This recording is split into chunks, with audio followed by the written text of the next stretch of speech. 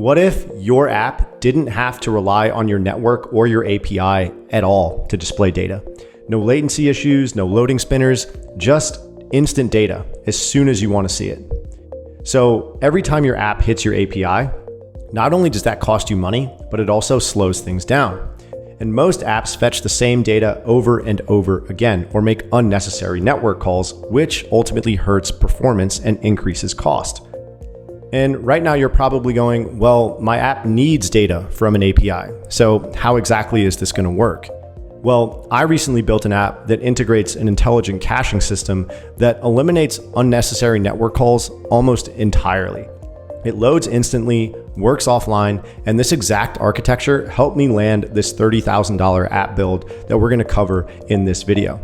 So we're going to break it down across 3 levels, starting from the basic approach all the way up to the full production caching system that I integrated into this app build. So let's go ahead and dive in. So the app we're talking about here is called How Deep Will You Go? It's a card-based game with different decks, different levels, hundreds of questions, and the entire experience is built around quickly pulling and displaying content. So I have the app build up here. So you guys should also check them out on social media. They have a ton of followers and they make really awesome content about connecting with other people through this card game. And later, guys, we're going to go through a full system design of the caching system I implemented from level 1 to level 2 to level 3, which is the production ready version of this. So back to the application, it's important to note that we do store all of this data in Firebase. That's our source of truth. So that's where new cards get added, updates happen, all of that. But the key thing is we don't rely on Firebase to actually display data in the application. So all of this data is being displayed from our local cache. So the app is designed to be completely local first, with full offline support as well. We cache everything: memory for speed, disk for persistence, and even a bundled JSON fallback for initial launch. So no matter what, the app always displays data instantly, these levels, these games, and all of the different questions in the app as well. And then in the background, we sync with Firebase to keep everything up to date, which means from the user's perspective, it's always fast, it's always available, and it even works fully offline. So really quickly, I can turn my internet connection off. And if I go back to the app, we see that we're in offline mode, but I'm still able to resume my last session and swipe through cards and see here. And then if I hit exit, look at this question, describe your favorite moment in life. How does it feel now? And if I go back and resume that last session, it's still there. Even if I kill the app and relaunch it, it will still load data, even though I'm in offline mode, and I'm still able to resume my last session. And if I were to come back online, guys, it would just sync all of those operations or those actions back up to Firestore when the app comes back online. So that's what we're going to be covering in this full system design here. We're going to start with level 1 that has no cache implementation and completely relies on the network to fetch and display data. Level 2, where we'll implement an in-memory cache. And then level 3, which is the production system we currently have here that uses a disk cache, an in-memory cache, and a JSON bundle backup. And we can see here that our app just came back online. The offline mode indicator is gone, and we can resume our last session as if nothing happened.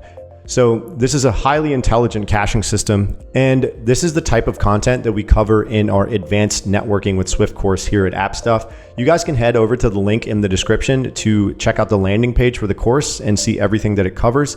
And you can also sign up for early access, where you'll get exclusive discounts on course launch and early access before anybody else. So it covers a generic reusable API client that supports full CRUD operations, SSL pinning, JWT auth, retry strategies, caching strategies, WebSockets, network logging, pagination, and error handling. It's around 50 lectures, around 20 hours of content, and it's going to be awesome. So guys, make sure you check that out as well. But now that we've covered that, let's go ahead and hop into our system design for this caching system we have in our application. So we're going to start things off with our level 1 system with no cache implementation. And we're going to use this app as an example. So our user opens the app, then you make a request to your API or server, and then the server retrieves information from your database, and then it returns it with your API response, usually in some JSON format, and then you render your UI. And that's exactly what we're doing here. And there's not necessarily anything wrong with this, right? If your data is constantly changing like it would in a cryptocurrency app, this is exactly what you should be doing. However, we do have some caching implementations in this app. We cover that in the advanced networking course. We actually build this app in the advanced networking course, and we'll talk about some of the cache features that this has a little bit later. First, let's take a look at some of the problems with this approach. So you have to fetch data every session. So if I go from this screen back to this screen, I have to fetch data again. And you're re-downloading the same data repeatedly, and you experience network latency every time. There's no offline support here, and there's a higher backend cost because every time you want to see data, you have to fetch it from your API, which costs money. So this is typically fine when data changes frequently in real-time apps or in simple MVPs. And before we move forward to the level 2 system, guys, just because we have an app that constantly needs fresh data from our API doesn't mean we can't implement any sort of caching logic in here. So one of the major things you want to make sure you cache are your images, right? You want to make sure you're not re-downloading these images every time they come into view. And another really interesting concept that we introduce in this application in the advanced networking course is this concept of stale while revalidate. So let me go ahead and show you what that looks like in a real demo. So I'm going to relaunch this application, and you'll notice the opacity of this is really light. And then a couple seconds later, it looks like they all fill in with fresh data, right? So essentially what's happening there is on initial launch, we display our previously cached coin prices. And then we introduce a network call that's fetching data in the background. And when that comes in, we update our UI with that fresh data. And we actually have a network log here that shows us exactly how this works. So you see here we have 2 requests and 2 responses to get our coin data. And here we can see that the first time we get it, it comes from our cache and it only took 54 milliseconds. The next time we get it, or this other fetch that was happening in the background, we see that it took 207 milliseconds. I introduced a delay for the purposes of the tutorial, but we see that our fetch source was network. So these are some other types of caching systems that you can implement in your applications, regardless of how your app needs to function. Whether you always need fresh data from your API, like in this crypto app, or if we're looking at an app like How Deep Will You Go, where the data will mainly be constant most of the time. Like new data, new games, new cards, new questions don't get added that often. So we can rely much more heavily on a cache in this system. So that brings me to our level 2 system, where we implement an in-memory cache. So really quickly, what exactly is an in-memory cache? Well, it's something where we can store data locally in memory, but the key point here is that it does not persist between app launches. So in our, we have the same flow mainly here. We look at our client app, it makes a request, but then that request is going to update a local memory cache and then render the UI. So in that same session, if we need to fetch data again, we don't repeat that process. We simply pull data from our memory cache, right? So instead of fetching data every single time from our API, we can utilize an in-memory cache that, once again, does not persist between launches to make sure that we don't fetch the same data redundantly in the same app session, right? So this is our level 2 caching system. So the benefits are it reduces duplicate requests in the same session, faster UI after the first load. So our initial load is still going to have to fetch data from our network, which will result in some sort of latency. It's easy to implement, and it improved perceived performance. So the problems are that the cache is wiped on app restart. So there's no persistence between launches, right? It still requires an API call on launch. There's no offline support, and it's not persistent. So that's our level 2 system. It's slightly better, but it still relies pretty heavily on the network and doesn't give us that full cache first system. So an example of how that would work is you, on initial app launch, fetch the data, and then when you hit resume last session, that would have come from the API. But the second time you hit resume last session, that would come from your local cache, right? But the next time we launch the app on a fresh load, it would have to refetch that data from our API. So we are still pretty dependent on our API for displaying data. So now we're ready to hop into level 3. So this is where things really change. And this is the system I ultimately implemented for this application. And the biggest difference is this: there is no path to the UI directly from the server. So we're going to break all these steps down step by step, guys, but pay attention to where we have display to user. There is never a path that comes directly from the server to display information from the to the user. It is always displayed from a local cache. So that's actually intentional. At runtime, the UI only reads data from our local memory. So let's walk through this. So when we open the app, the first thing we check is our memory cache. It's super fast. This lives in RAM and basically has instant access. If data's there, we render it immediately, right? So if we hit our cache, it says yes, we render UI from memory and display to the user. But it gets interesting where we don't hit that in-memory cache. So this is where we now check our disk cache, which is like our local database. This is saved to the hard drive of the device. So this will actually persist data between launches. Much like you can have a remote database, you can have a local database. So the biggest difference here is that our memory cache exists in RAM or random access memory. Our disk cache exists on our hard drive. So let's go through the logic here. If we didn't hit our in-memory cache, so we're on this no path, we then check our disk cache, and that can have two paths. We either hit our cache or we don't. So if we hit the disk cache, yes, we just render the UI from the disk and display to the user.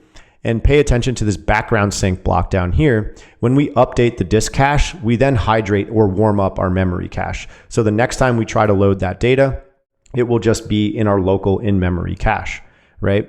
So that's pretty similar to level 2. We've just added this disk cache layer here. So what happens when we don't hit the disk cache, right? So we have two paths from here, no and no, right here. And we'll go over this background sync logic in a second. So we actually are going to have a JSON bundle fallback here as well. So this is just a big JSON file in the application of all of the data that we need, right? And we then render the UI from that bundle and then display it to the user. So at no point here have we contacted our server. So what if this is like the first app launch we've ever done and our caches aren't hydrated? There's no data in them, right? So that's where this path comes into play. This is our background syncing logic. So ultimately, at some point, you do need to fetch data from the database, right? But this should only happen one time unless data then gets updated again. So here's how that works. We have some sort of background sync trigger. So if we don't hit the cache or our disk cache, we go to this path. So we have some sort of sync service that will actually fetch the data from Firestore using our API. And then we update our disk cache, warm up our memory cache so it's available next time, and we make sure that we persist that data to our disk cache so it's available on the next launch. And then the system sort of just repeats, right? So even on initial launch, if data's not there to begin with, we just use our JSON bundle fallback. So it displays instantly no matter what. There's zero latency here. And here's our caching layers, guys. Just to make this clear, we have our JSON bundle, our disk cache, and our memory cache. So the biggest difference here, once again, I can't reiterate this enough, is the UI never depends directly on the server. So the next point is what happens if we make an update to the server? Like we add a completely new game or we modify a question prompt or something like that, right? So on every launch of the application, you basically just check to see if updates exist on the database.